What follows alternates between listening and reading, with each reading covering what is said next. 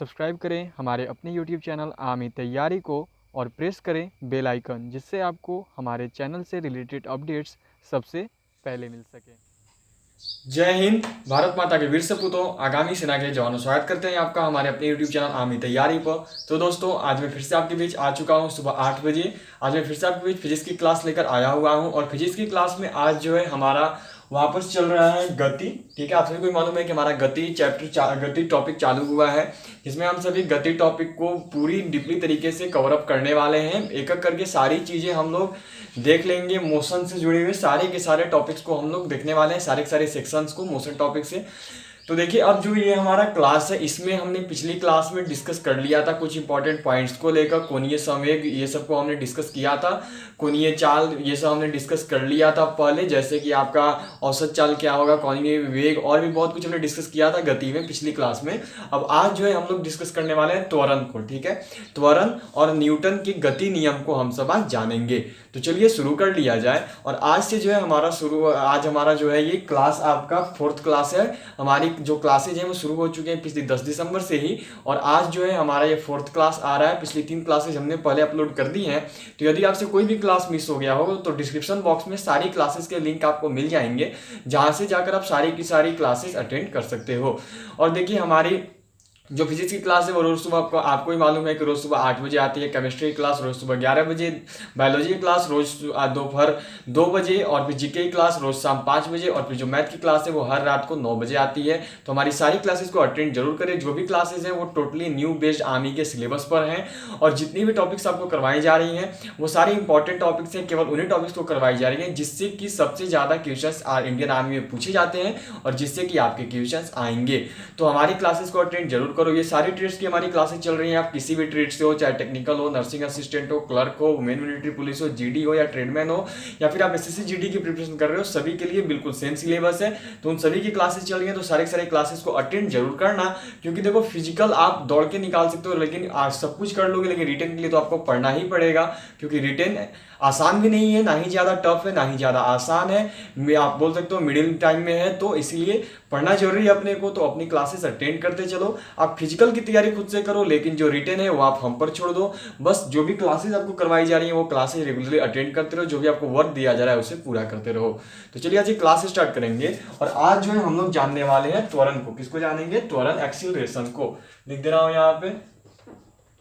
आज जो है हम सब जानने वाले हैं त्वरण, एक्सीलरेशन को। किसको जानेंगे? त्वरण।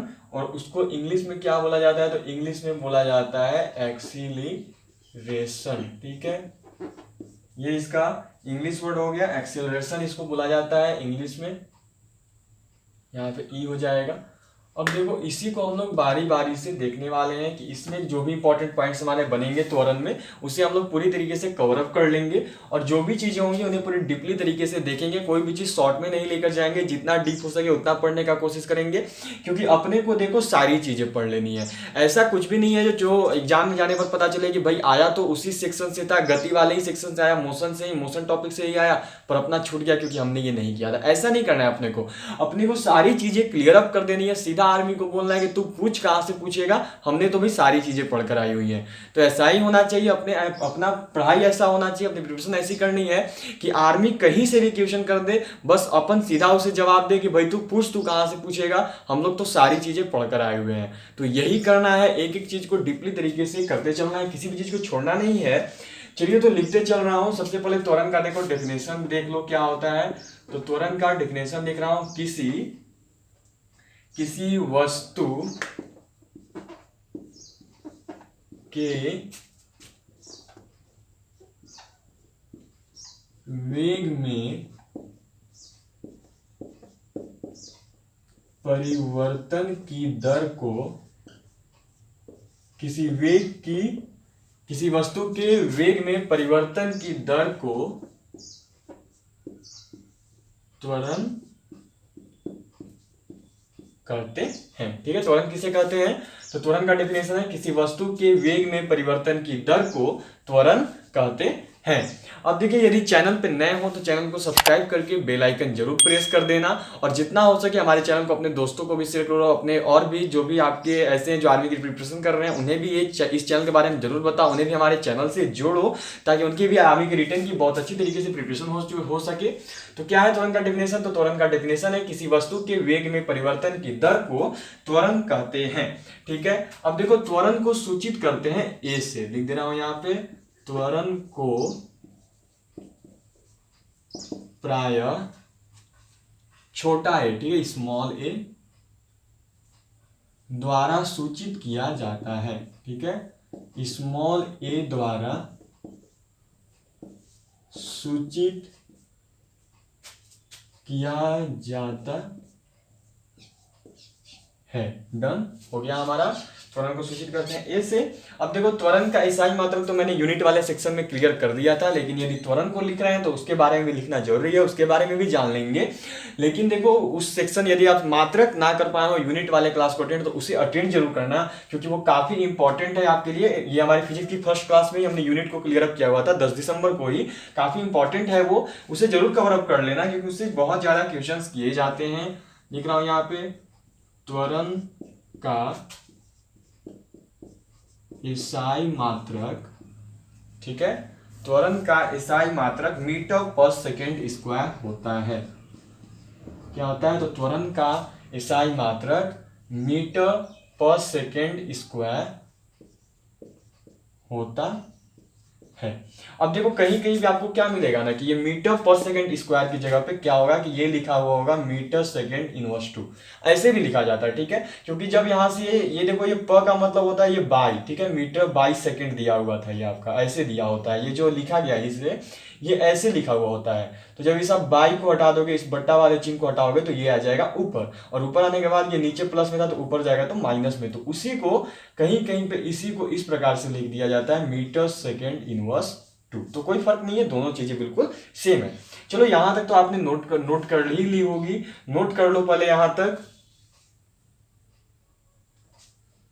अब देखो क्या है कि यदि नोट करना होता है तो वीडियो को वहीं पे पॉज कर लिया करो, और पॉज करके नोट कर लिया करो, या फिर पीछे स्किप करके नोट कर लेना। इससे यहां से इरेज करेंगे, ज्यादा टाइम नहीं देंगे, इन सबको कवर अप करते चलेंगे।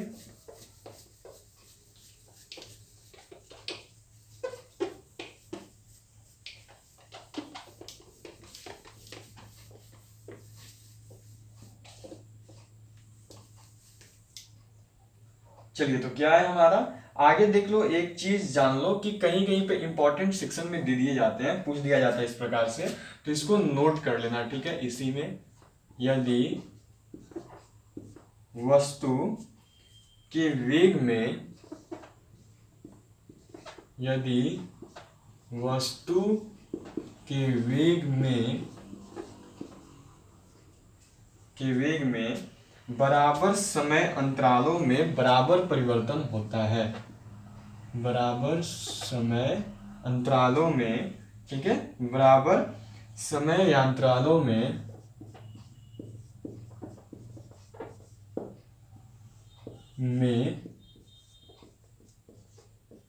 बराबर परिवर्तन होता है,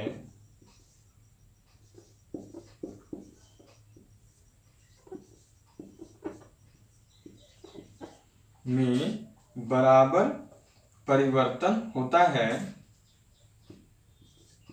तो उसका त्वरण एक समान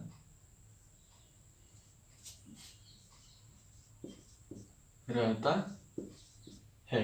ठीक है, ये आपसे पूछा जाता है कि यदि वस्तु के वेग में बराबर समय अंतराल पर बराबर परिवर्तन हो रहा है, तो क्या होता है, उस वस्तु का वेग, उस वस्तु का जो त्वरण है वो क्या होता है, तो उस वस्तु का त्वरण जो है एक समान रहेगा। ठीक है, जिस भी वस्तु के वेग में, स्पीड में बराबर समय पर बराबर परिवर्तन होता है। ठीक है, जैसे मानो हर 2 घंटे पर क्या होता है कि उसका 2 किलोमीटर स्पीड बढ़ जाता है। समझ गए बात को?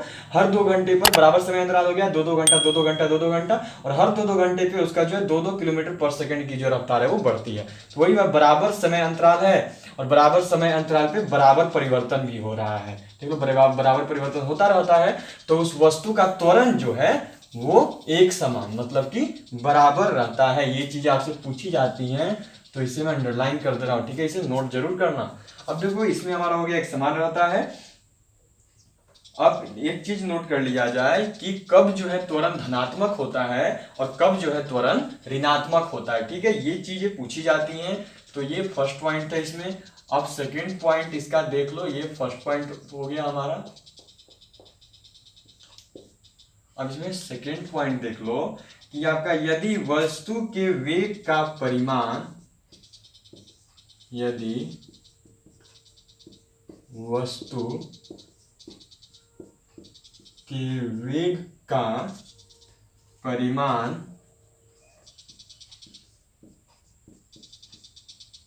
यदि वस्तु के वेग का परिमाण समय के साथ साथ बढ़ रहा है,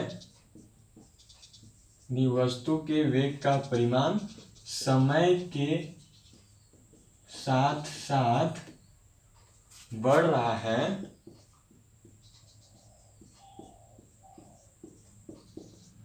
तो त्वरण जो है धनात्मक होता है, ठीक है। तो त्वरण क्या होता है, तो आपका जो त्वरण है वो धनात्मक होता है। तो त्वरण धनात्मक होता है। चलिए ये हो गया। अब इसके बाद ऋणात्मक देख लेंगे कि कब जो है त्वरण ऋणात्मक होता है। धनात्मक तो हमने जान लिया, अब कब वो ऋणात्मक होता है उसे भी समझेंगे। तो इसे यहां से इरेज कर रहा हूं।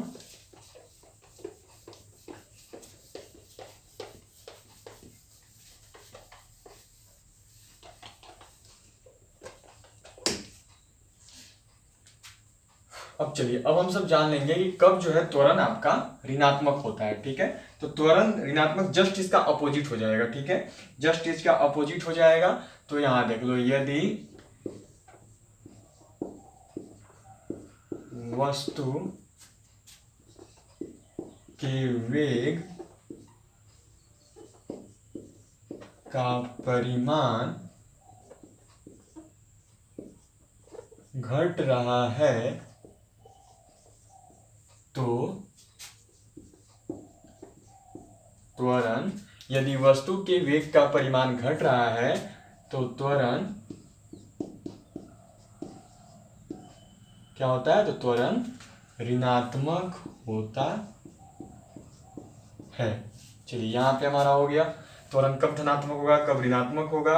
अब हमने इसे जान लिया। अब एक चीज लिख लो, त्वरण ऋणात्मक होता है, यहां पे हमारा ये कंप्लीट हो गया। अब इसी में लिख लो कि जब त्वरण ऋणात्मक होता है, जब त्वरण ऋणात्मक होता है तो यह मंदन कहलाता है, ठीक है। यह आपसे पूछा जाएगा कि त्वरण का ऋणात्मक होना क्या कहलाता है, तो त्वरण का ऋणात्मक होना जो है आपका मंदन कहलाता है। क्या कहलाता है, तो त्वरण का ऋणात्मक होना मंदन कहलाता है। चलिए यहाँ पे जो है हमारा देख लो, त्वरण में हमने इसे जान लिया। अब त्वरण में ही कुछ फॉर्मूले होते हैं, ठीक है। त्वरण में हमने जान लिया कि क्या धनात्मक क्या ऋणात्मक, कब कब धनात्मक कब कब ऋणात्मक होगा। अब त्वरण में ही कुछ आपका फॉर्मूला होता है, ठीक है। उन फॉर्मूलास को भी जान लो कि क्या फॉर्मूले होते हैं। इनमें देखो आपका दिया तो नहीं जाता है, ठीक है, क्वेश्चंस नहीं दिए जाएंगे, पर फॉर्मूले लिखने जरूरी है तो मैं फॉर्मूला लिख दे रहा हूँ, लेकिन न्यूमेरिकल्स इनसे नहीं पूछे जाते हैं। आपका देखो ज्यादा तो इंपॉर्टेंट फिजिक्स पहले, जिस तरह बायोलॉजी केमिस्ट्री ज्यादा इंपॉर्टेंट हो जाता है आपका नर्सिंग असिस्टेंट वालों को, वैसे फिजिक्स ज्यादा इंपॉर्टेंट हो जाता है आपका टेक्निकल वालों को। तो देखो वो तो बात की बात है, सभी के क्वेश्चंस आते ही हैं, पर जो मैं न्यूमेरिकल्स लिख रहा हूँ वो आपके नहीं आते हैं, आर्मी के एग्जाम्स में उनसे क्वेश्चंस नहीं किए जाते हैं उन फॉर्मूलाज से।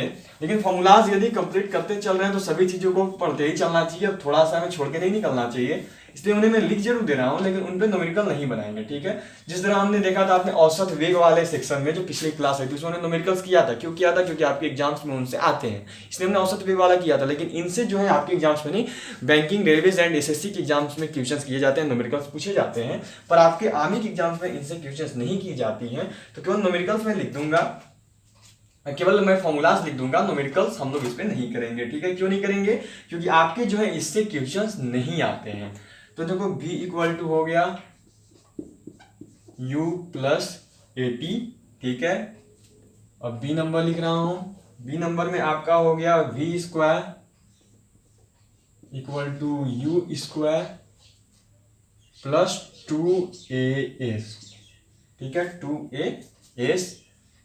अभी भी बोल रहा हूँ केवल फॉर्मूलाज लिख रहा हूँ, आप लोग याद कर लेना, लेकिन इन पर हम लोग न्यूमेरिकल्स नहीं करेंगे। नहीं करने का कारण है कि आर्मी के एग्जाम्स में इन सारे फॉर्मूलाज से न्यूमेरिकल्स नहीं किए जाते हैं, चाहे किसी भी ट्रेड की बात क्यों ना कर लो, किसी में भी नहीं आते हैं इनसे न्यूमेरिकल्स। चलिए एस एन इक्वल टू क्या हो गया, तो एस एन इक्वल टू हो गया u प्लस 1/2a 2n-1। और एक और होता है जो आपका इधर ही लिख लो ऑप्शन फॉर्मूला डी। और फॉर्मूला डी क्या है कि S इक्वल टू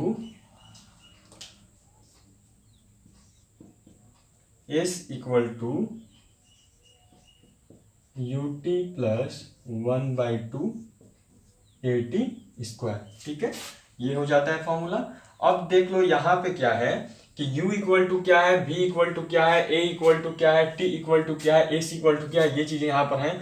तो उन सभी चीजों को भी पहले जान लेंगे कि क्या से क्या होता है, ठीक है। तो देखो u इक्वल टू जो है आपका प्रारंभिक वेग, ठीक है। इनसे आपको क्वेश्चंस तो नहीं मिलेंगे, लेकिन जो न्यूमेरिकल्स दिया जाता है उन्हें लिखा जाता है कि u इक्वल टू प्रारंभिक वेग है, ठीक है। और जो त्वरण है वो a इक्वल टू है, a इक्वल टू क्या हो गया, त्वरण, ठीक है। अब वस्तु दूरी, ठीक है, s इक्वल टू यहां पर आपका वस्तु दूरी होता है, ये हो गया। अब जो समय है, ठीक है, समय मतलब कि सेकंड को यहां पर देख लो t, याद रखना एस दूरी, ठीक है। वस्तु दूरी को एस से सेकंड टाइम मत समझ लेना, एस से यहाँ पर आपका क्या है तो एस, ये देखो जो एस यहाँ पे दिया गया है और देखो जो यहाँ पे एस दिया गया है, ये वस्तु दूरी को यहाँ पे सूचित करता है। और यहाँ पर टी इक्वल टू जो है आपका सेकंड को सूचित करता है, ठीक है। टी जो है सेकंड को सूचित करता है। और लास्ट में बचा हुआ देख लो आपका भी, तो भी इक्वल टू आपका होता है अंतिम वेग। चलिए यहां तक हमारा क्लियर अप हो गया। अब देखो यहाँ पे जो है हमारा त्वरण एंड कर चुका, त्वरण हमारा क्लियर हो गया। अब हम लोग जो है न्यूटन के गति नियम को जानेंगे, प्रथम गति नियम, द्वितीय गति नियम, तृतीय गति नियम, आज से हमारा शुरू होता है, ठीक है। अब न्यूटन के प्रथम गति नियम क्या होता है, इसे बहुत डीपली तरीके से हम लोग जानने वाले हैं। तो चलिए शुरू कर लिया जाए, न्यूटन के गति नियम को समझेंगे, लॉ ऑफ मोशन को, ठीक है, न्यूटन लॉ ऑफ मोशन को। तो चलिए पहले इसको नोट कर लेना, पॉज करके नोट कर लेना, या फिर प्रीवियस करके इस पीछे स्किप करके इरेज कर रहा हूं यहां से।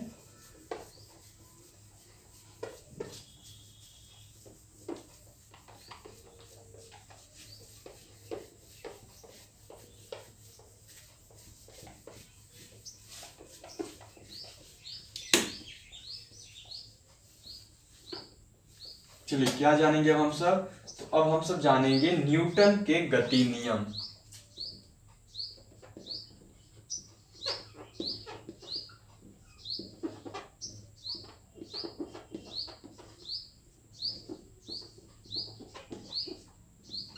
न्यूटन के गति नियम, Newton's law of motion, Newton's law of motion, ठीक है, Newton's law of motion, Newton के गति नियम, इसको हम लोग जानने वाले हैं। क्योंकि देखो ये गति में सबसे इंपॉर्टेंट सेक्शन यही है। पहले जो भी हमने 2 क्लासेस अटेंड की वो उतना इंपॉर्टेंट नहीं था जितना कि ज्यादा इंपॉर्टेंट ये है गति में, ठीक है। तो अभी बोलूंगा डीपली करते चलेंगे। अपन का सीधा होना चाहिए कि तू पूछ कहाँ से पूछेगा। हम लोग सीधा आर्मी को एग्जाम सेंटर में जाके यही बोलेंगे अपने रिटर्न के लिए कि तू पूछ कहाँ से पूछेगा। अपन तो सारी चीजें पढ़कर आए हुए हैं और ये होना चाहिए, क्योंकि जब आप में ये होगा ना तो आप करीब करीब तो 45 तो मैंने मिनिमम बोला हुआ है कि आप क्लियर अप करोगे। जो पढ़ने वाले हैं उनको मैं बता रहा हूँ, आर्मी की एग्जाम उनके लिए बिल्कुल भी टफ नहीं है। आर्मी का कोई हार्ड, कोई ब्रॉड सिलेबस नहीं है कि भाई ऐसा है कि आप रेलवेज, एसएससी, बैंकिंग इनकी एग्जाम देके आ रहे हो यार, यूपीएससी की प्रिपरेशन कर रहे हो, सीडीएस, एनडीए ये सभी एग्जाम्स देकर आ रहे हो, या स्टेट की एग्जाम्स देकर आ रहे हो, ऐसा नहीं है। स्टाफ सिलेक्शन ऐसा नहीं है। आर्मी देखो आपसे एक लेवल की क्वेश्चन करती है जो बस आपका माइंड चेक के लिए कि क्या आप हो, कुछ पढ़ते लिखते हो या नहीं, ठीक है। जो जिसे आप अप्लाई करो उसकी जानकारी आप में है या नहीं, तो वही पूछेगी आर्मी। आर्मी बिल्कुल टफ नहीं देगी, लेकिन पढ़ना पड़ेगा। यदि पढ़ोगे ही नहीं तो टफ तो लगेगी ही, ठीक है। यदि सोचो अगर बचपन में हमने जोड़ ना सीखी हुई होती, एडिंग जिसको बोलते हैं, जोड़ ना सीखते तो आज हमें जोड़ कितनी टफ लगती। अभी भी अगर बचपन वाले भी बच्चों को दो जाके जोड़ तो उनको नहीं आती, लेकिन हमें हल्की लगती है। क्यों लगती है? क्योंकि हमने पढ़ा हुआ है उस चीज को। तो इसीलिए यदि पढ़ लोगे तो वो एग्जाम आपको हल्का लगेगा, नहीं पढ़ोगे तो वही एग्जाम्स आपको काफी टफ लगेंगे। अब देखो पढ़ने के मतलब क्या है कि कुछ भी चीजें पढ़े नहीं, वही पढ़ें जो हमारी एग्जाम्स में आती है। हम लोग प्रिपरेशन करें लेकिन एक बेस्ट वे में करें, उसी दिशा में करें जिसमें हमें सफलता मिलेगी। चलना ही है तो उस दिशा में चलेंगे ना जहाँ पे हमें पता है कि वहाँ पे उसको करने से हमें सफलताएं मिलेंगी, ये चीजें पढ़ने से हमारे एग्जाम्स में आएंगी, इनकी प्रोबेबिलिटी ज्यादा चांसेस हैं। उन चीजों को क्यों करेंगे जिसकी कोई प्रोबेबिलिटी ही नहीं है, कोई चांस ही नहीं है। उन चीजों को पढ़ तो रहे पर एग्जाम में आएगी नहीं तो अपन से निकलेगा भी नहीं। इसलिए पढ़ेंगे भी वही, करेंगे भी वही जो कि एग्जाम्स में पूछी जाती है आर्मी के द्वारा, ठीक है। एक बेस्ट वे में, एक सही दिशा में हम लोग अपनी प्रिपरेशन को जारी रखेंगे। चलिए तो आज क्या न्यूटन के गति नियम को जानेंगे, न्यूटन्स लॉ ऑफ मोशन को हम सब जानने वाले हैं अभी। अब देखो न्यूटन्स लॉ ऑफ मोशन, ठीक है। तो गति के नियम किन्होंने दिया था ये तो समझ ही चुके होंगे, न्यूटन ने दिया था। लिखने की जरूरत है, चलो लिख दे रहा हूं, नहीं तो बोलोगे कि आपने लिखा कहां था, ठीक है। गति के नियम न्यूटन के द्वारा दिए गए थे, ठीक है। गति के नियम को न्यूटन ने बताया था। अब देखो न्यूटन ने केवल गति ही नहीं, बल के बारे में भी, गुरुत्वाकर्षण के बारे में बताया था। तो उन सारी चीजों को जानेंगे, ठीक है, बारी बारी से। अब देखो न्यूटन ने गति नियम के बाद वही होगी हमारी बल आएगी, बल के बाद हम लोग कार्य, शक्ति, ऊर्जा इन सबको जानेंगे, फिर गुरुत्वाकर्षण को जानेंगे। ऐसे एक करके सारी चीजों को क्लियर कर देंगे। ऐसा करना है कि बस आर्मी को सीधा जाके बोले कि तू पूछ, हम लोग सारी चीजें पढ़ के आए हुए हैं, सारी तेरे को बनाएंगे ही, तो पूछ कहां से पूछता है हमसे। तो यही करना है। क्या गति के नियम को न्यूटन ने दिया था। गति के नियम को किसने दिया था? तो न्यूटन ने दिया था। गति के नियम किसको द्वारा दिए गए? तो गति, ठीक है, गति के नियम को न्यूटन ने दिया था। चलिए तो न्यूटन ने दिया था। अब देखो कि न्यूटन ने कब दिया था? तो न्यूटन ने 1687, इंपॉर्टेंट नहीं है ये पूछा नहीं जाएगा, लेकिन लिख लो, ठीक है। यदि पढ़ ही रहे हैं तो थोड़ा अच्छे से कर लिया जाए, कुछ इंपॉर्टेंट पॉइंट ये इंपॉर्टेंट नहीं है, आएगा नहीं एग्जाम में, लेकिन लिख लो यार। नोट्स बना रहे हो, अच्छी बात है, नोट्स कॉपी तो रखी हुई होगी आपने, तो नोट बना रहे हो तो नोट कर लो। 1687 ईस्वी में प्रिंसिपिया, न्यूटन ने अपनी किताब प्रिंसिपिया, ठीक है, न्यूटन ने अपनी किताब, किसमें? तो न्यूटन ने अपनी किताब प्रिंसिपिया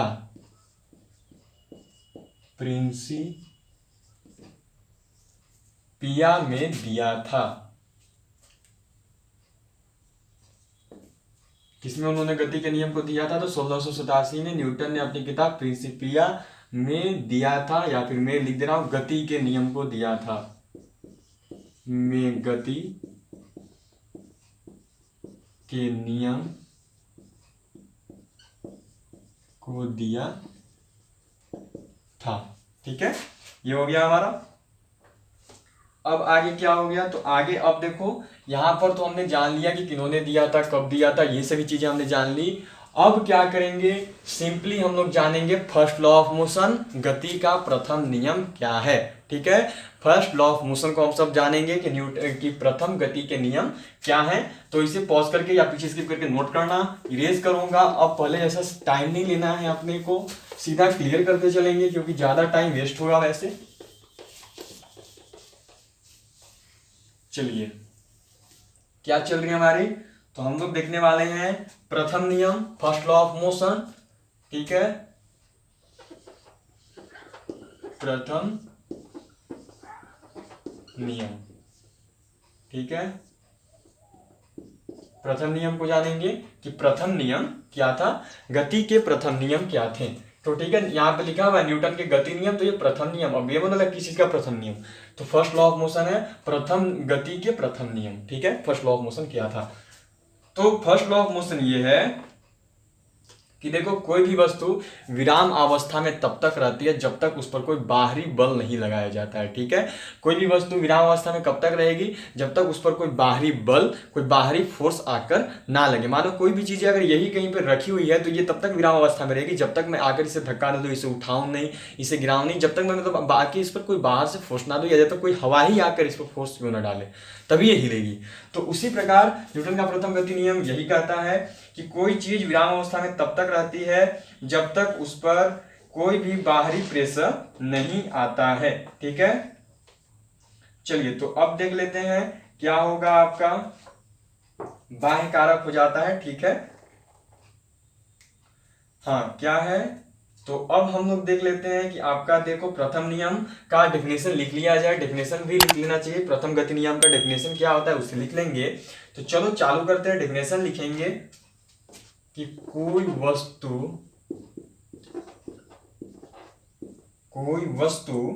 विराम की अवस्था में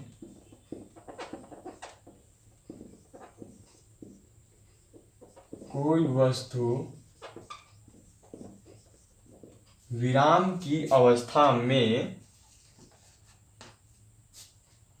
अवस्था में है। ठीक है, विराम की अवस्था में है, विराम की अवस्था में है, तो वह विराम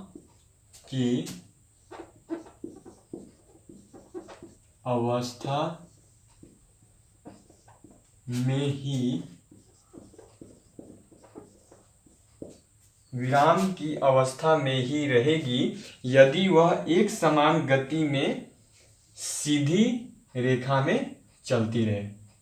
ठीक है, यदि वह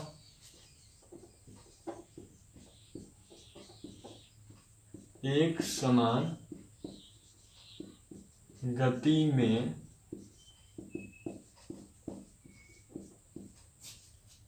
सीधी रेखा में चलती रहे।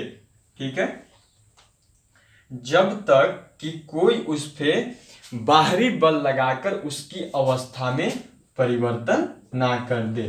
ठीक है, जब तक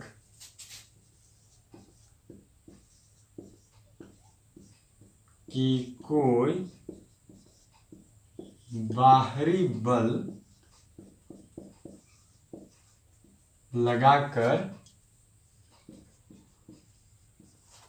उसकी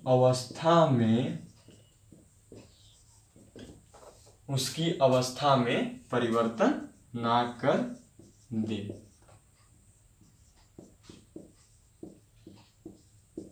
ठीक है, समझ गए, वही चीज लिखा हुआ है, कोई वस्तु विराम की अवस्था में है तो वह विराम की अवस्था में ही रहेगी यदि वह एक समान गति से सीधी रेखा में चलती रहे। चलने का मतलब ये नहीं है कि वो चल रहा है, वो मत समझो। यहाँ पे एक समान अवस्था में तब तक रहेगी जब वो एक समान गति, ठीक है, एक ही समान गति में रहे, एक ही जगह पे रहे, एक ही स्थान पे रहे। ये कोई लिखने का तरीका था, इतना लंबा लिखने का, डेफिनेशन देने का, डिफाइन करने का तरीका था, पर एक समान गति का मतलब नहीं कि वो एक ही गति एक स्पीड में चल रहा है 10 किलोमीटर पर आवर की स्पीड से, वो नहीं है। ठीक है, इसका मतलब एक ही समान गति में वो रहे, वो उसी जगह पे, वो इसी चाल से, जिस तरह से वो है वो उसी अवस्था में रहे। ठीक है, जब तक कि कोई बाहरी बल लगाकर उसकी अवस्था में परिवर्तन ना कर दे तब तक जो वस्तु है वह उसी अवस्था में बना रहेगा। ठीक है, समझ गए, जब तक कोई बाहरी बल लगाकर उसकी अवस्था में परिवर्तन ना कर दे तब तक वो वस्तु उसी अवस्था में बना रहेगा। चलिए, तो ये हो गया गति के प्रथम नियम का परिभाषा।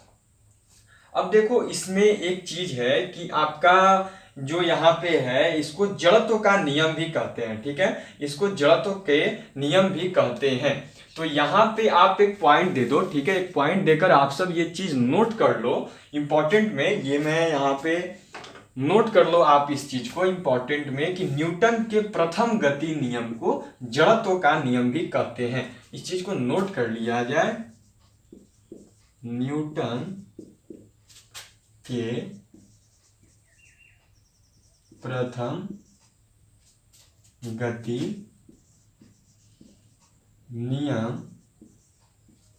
को जड़त्व का नियम भी कहते हैं। ठीक है, किसका नियम को जड़त्व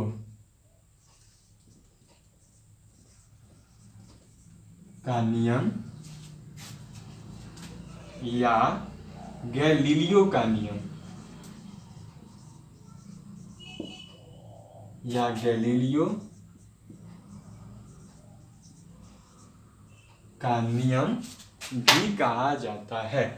ठीक है, इस चीज को नोट कर लो क्योंकि आपसे पूछा जाता है कि न्यूटन के प्रथम गति नियम का उपनाम क्या है, उसे एक और किस नाम से जाना जाता है। तो न्यूटन के प्रथम गति नियम को जड़त्व का नियम भी कहते हैं और या फिर उसे गैलीलियो का नियम भी कहते हैं। ठीक है, जड़त्व का नियम भी कहते हैं या फिर उसे गैलीलियो का नियम भी कहते हैं। अब देखो इसमें आप सब ये यहाँ पे हमारा न्यूटन के प्रथम गति नियम का परिभाषा हो गया।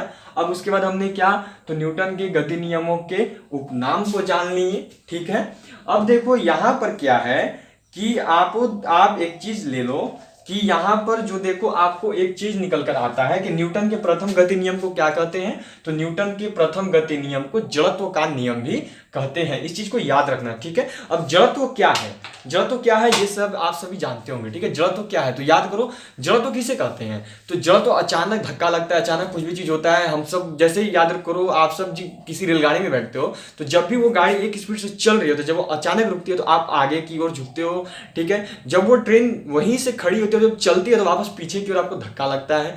क्यों होता है, क्योंकि वो अपनी एक समान गति में होती है, वो रुकी हुई तो रुकी हुई रहती है, लेकिन जब अचानक चलती है तो आप पीछे की ओर धक्का खाते हो, तो वही जड़त्व कहलाता है। ठीक है, अब जब आप देखो ये आता नहीं है, ये आपसे पूछेगा नहीं, लेकिन एग्जाम्पल इसका भी हम लोग लिख लेंगे कि एग्जाम्पल क्या है, जड़त्व का प्रथम गति नियम का एग्जाम्पल क्या है उसको जरूर लिखेंगे, क्योंकि दे देगा कि ये जो एग्जाम्पल है ये न्यूटन के किस गति नियम से जुड़ा हुआ है। ठीक है, ये आपसे बोला जाएगा, तो इन सभी चीजों को डील करना है अच्छी तरीके से। तो यहां तक पहले नोट कर लो, नोट कर लेना, पॉज करके नोट कर लिया करो वीडियो को। अभी जैसे हटा हुआ हूं, इस साइड में आया हुआ हूं, तो नोट कर लिया करो पॉज करके। अब क्या मैं इसे इरेज करूंगा और इरेज करके हम लोग उदाहरण को लिख लेंगे। ठीक है, किसके उदाहरण को, तो न्यूटन के प्रथम नियम के उदाहरण को लिखेंगे। क्यों लिखेंगे, क्योंकि एग्जाम्स में आपसे बोला जाएगा कि जो ये उदाहरण है ये न्यूटन के किस गति नियम से जुड़ा हुआ है। तीनों ऑप्शन होंगे, तीनों नियम के, एक में होगा इनमें से कोई नहीं। ठीक है, तो अपने को वही क्लियर अप कर लेना है कि कौन से एग्जाम्पल किस चीज से जुड़े हुए हैं। ठीक है, तो चलो इसको इरेज करूंगा और इरेज करके अब इसका एग्जाम्पल देखेंगे, प्रथम नियम का एग्जाम्पल देखने वाले हैं।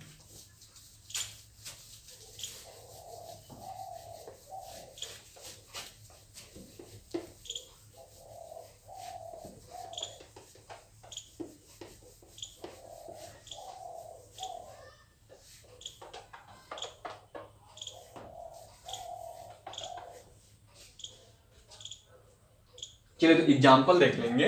प्रथम नियम का क्या देखेंगे हम सब, तो प्रथम नियम का हम सब देखने वाले हैं एग्जाम्पल। ठीक है, किसका, तो न्यूटन के प्रथम गति नियम का। अब देखो एग्जाम्पल देखेंगे बारी बारी से। तो फर्स्ट नंबर एग्जाम्पल क्या हो गया, तो याद रखना कि न्यूटन के प्रथम गति नियम को क्या कहते हैं, जड़त्व का नियम कहते हैं। तो आपसे या तो पूछ सकता है कि न्यूटन के प्रथम गति के उदाहरण को पूछ सकता है या फिर जड़त्व के उदाहरण को, तो दोनों एक ही चीज है। ठीक है, न्यूटन के प्रथम गति नियम का उपनाम क्या था, तो पहला उपनाम था जड़त्व का नियम और दूसरा उपनाम क्या था, दिमाग लगाना। अब दूसरा उपनाम क्या था, गैलीलियो का नियम। तो कुछ भी पूछे एग्जाम्पल्स यही होंगे। ठीक है, जैसे दे देगा कि इनमें से जड़त्व का उदाहरण क्या है, तो जो न्यूटन के प्रथम गति नियम का उदाहरण है वही जड़त्व का भी उदाहरण है, क्योंकि दोनों सेम है, दोनों प्रथम गति नियम को ही जड़त्व का नियम भी कहते हैं। याद रहेगा, भूलना मत इस चीज को कि यदि आपसे पूछा जाता है कि कुछ एग्जाम्पल देके पूछेगा या फिर सीधा पूछ देगा कि जड़त्व के नियम का उदाहरण क्या है या फिर इनमें से जड़त्व का उदाहरण कौन है, 4 ऑप्शन दिए होंगे, तो उनमें अपने को कुछ भी घबराना नहीं है। तो जड़त्व किसे कहते हैं, तो न्यूटन के प्रथम गति नियम को ही जड़त्व का नियम कहते हैं। तो जो न्यूटन के प्रथम गति नियम का उदाहरण होगा वही जड़त्व का भी उदाहरण होगा। इस चीज को याद करना, अपने दिमाग में बैठा लो कि न्यूटन के प्रथम गति नियम का जो उदाहरण है वही जड़त्व के नियम का भी उदाहरण है। ठीक है, तो चलिए अब उदाहरण देता हूं। एग्जाम्पल्स देखेंगे तो फर्स्ट नंबर में देख लो कि रुकी हुई गाड़ी। देखो वही एग्जाम्पल्स दे रहा हूं जो कि प्रीवियस ईयर क्वेश्चंस पेपर में पूछे गए हैं। बहुत सारे एग्जाम्पल्स हैं, ठीक है। तो सारी एग्जाम्पल्स, अब 10 एग्जाम्पल को तो नहीं लिखते चलेंगे, उन्हीं बोला तो कि जो अपने को बेस्ट वे में उसी दिशा में चलना है जिस दिशा से हम लोग का एग्जाम क्लियर हो जाए, ठीक है। अपने को कोई ना ही कम पढ़ना, नहीं ज्यादा पढ़ना, उतना ही पढ़ना है जो अपना एग्जाम में आएगा, ठीक है। तो देखो वही करेंगे, एक एक करके सारी चीजों को लिखूंगा, उन एग्जाम्पल्स को लिखूंगा जो कि आपकी इंडियन आर्मी के रिटन में पूछी जा सकती हैं या पूछी गई हैं। चलिए, तो क्या हुआ, रुकी हुई गाड़ी। अब देखो गाड़ी में कुछ भी हो सकता है, रेलगाड़ी, कार, बस, ट्रक, कुछ भी हो सकता है, ठीक है। इसलिए ये मत बोलना कि इन्होंने गाड़ी लिखा था वहां पे पूछ दिया बस। भाई गाड़ी लिख रहा हूं, कुछ भी आ सकती है ना। रुकी हुई गाड़ी अचानक चल पड़ने पर, रुकी हुई गाड़ी अचानक चल पड़ने पर उसमें बैठे यात्री पीछे की ओर झुक जाते हैं। उसमें बैठे यात्री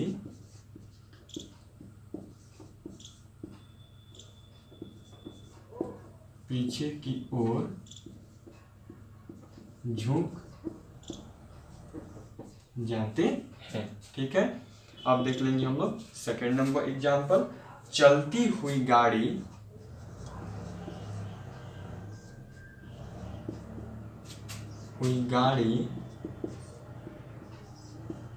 के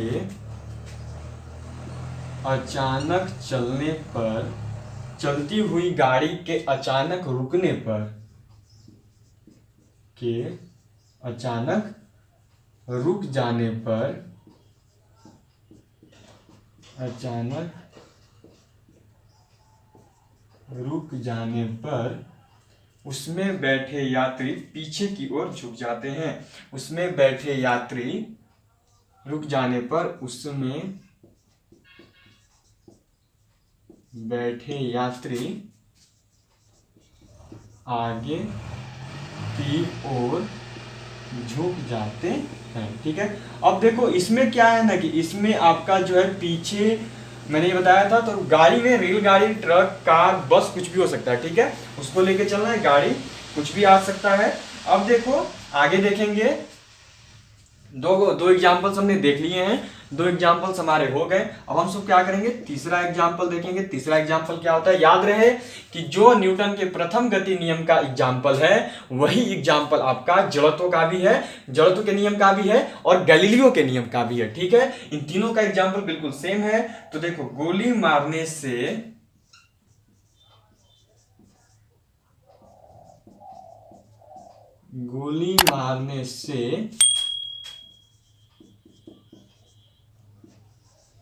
कांच में छेद होता है, ठीक है, लेकिन पत्थर मारने से कांच टूट जाता है। ये चीज को देख लो, याद होगा, नोटिस करो। लेकिन पत्थर मारने से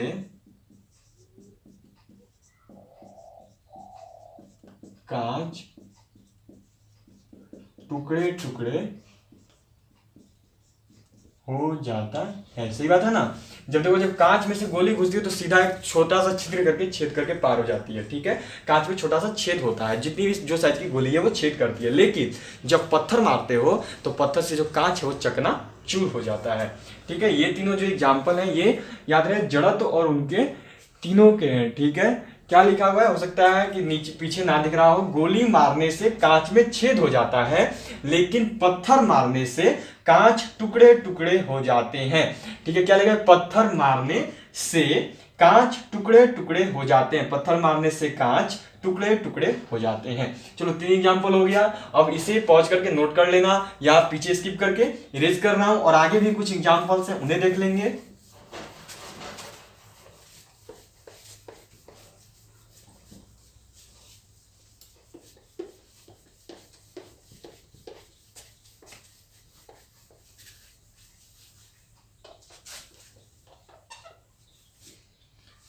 चलिए अब क्या है, तो अब हम लोग थर्ड एग्जाम्पल हो गई थी, फोर्थ एग्जाम्पल देखते हैं। फोर्थ एग्जाम्पल क्या है कि हथौड़े को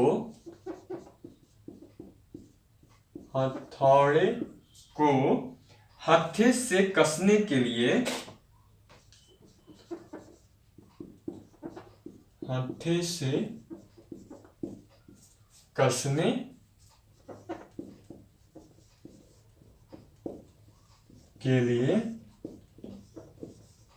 हत्थे को जमीन पर मारते हैं। ठीक है, हो गया हमारा इसका एग्जाम्पल। अब देखो इसमें क्या है, इसमें एक चीज आप सब देख लो कि हथौड़े को हत्थे से कसने के लिए हत्थे को जमीन पर मारते हैं। हत्थे का मतलब क्या है कि बेंत जो लगाते हैं हम लोग, हथौड़ा में जो बेंत लगाया हुआ होता है, जो भी लोहा का या हथौड़ा, मानो ये पीटने वाला पॉइंट हो गया, और इसको जिससे जुड़ा जाता है, ऐसे जो इसमें जुड़ा हुआ होता है, तो ये हत्था है। ठीक है, जिसको पकड़ते हैं हम लोग, पकड़ के जिससे मारते हैं, तो उसको याद है लगाने के लिए जब वो ये प्रॉब्लम करती है, जब बाहर निकलते हैं ऐसे ठोकते हैं जमीन पे, जिससे वो वापस फिट बैठ जाती है। तो बिल्कुल वही है। अब चलो इसमें क्या है कि यहाँ पे हमारा एक हो गया। अब एक चीज और यहाँ पे देख लो आप सब 5 नंबर, कि कंबल को हाथ से पकड़कर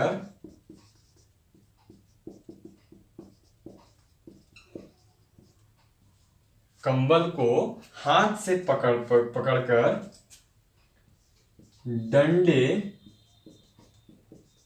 से पीटने पर धूल के कण झड़कर गिर पड़ते हैं। ठीक है, धूल के कण झड़कर गिर जाते हैं। चलिए, तो यहाँ पे जो है हमारा एग्जाम्पल भी कंप्लीट हो गया। अब इसी के साथ देखो हमारा जो प्रथम नियम था गति का, वो कंप्लीट हो गया। अब चलिए आज की क्लास में इतना ही, फिर मिलूंगा आपसे नेक्स्ट क्लास में, जिसमें हम सब गति के द्वितीय और तृतीय नियम को जानेंगे, सेकेंड लॉ ऑफ मोशन को जानेंगे नेक्स्ट क्लास में, और फिर हम लोग जानेंगे थर्ड लॉ ऑफ मोशन को। तो इन दोनों चीजों को हम सब जानने वाले हैं अपनी नेक्स्ट क्लास में। आज की क्लास में इतना ही। आज हमने त्वरण और न्यूटन के प्रथम गति नियम को और जड़त्व और गैलीलियो के नियम के बारे में भी जान लिया है। अब बाकी जो है हमारी नेक्स्ट की क्लास है कि उसमें हम सब जो है गति के द्वितीय नियम और गति के तृतीय नियम को जानेंगे, और उसके बाद एक और क्लास आ सकती है गति पर ही, जिसमें हम लोग कुछ इंपॉर्टेंट पॉइंट्स डिस्कस कर लेंगे गति के लिए। तो मैक्सिमम अब हमारी गति पर टोटल कम से कम ज़्यादा से ज़्यादा 2 क्लास ही आएगी। उसके बाद हमारा जो है बल टॉपिक चालू हो जाएगा फिजिक्स में, गति हमारी एंड हो जाएगी। करीब 1 से 2 और हमारी क्लासेज आएंगी गति वाले सेक्शन पे। उसके बाद हमारी जो है बल स्टार्ट हो जाएगी फिजिक्स सेक्शन में। तो अभी के लिए इतना ही, फिर मिलूंगा आपसे अपने नेक्स्ट क्लास के साथ। कल मिलूंगा फिजिक्स के लिए 8 बजे, और आज फिर से सुबह में मिलूंगा आपसे 11 बजे, जिसमें मैं ही लेकर आया हुआ हूँ आपके लिए केमिस्ट्री को। तो आज के लिए इतना ही, फिर मिलूंगा आपसे। तब तक के लिए जय हिंद, जय भारत।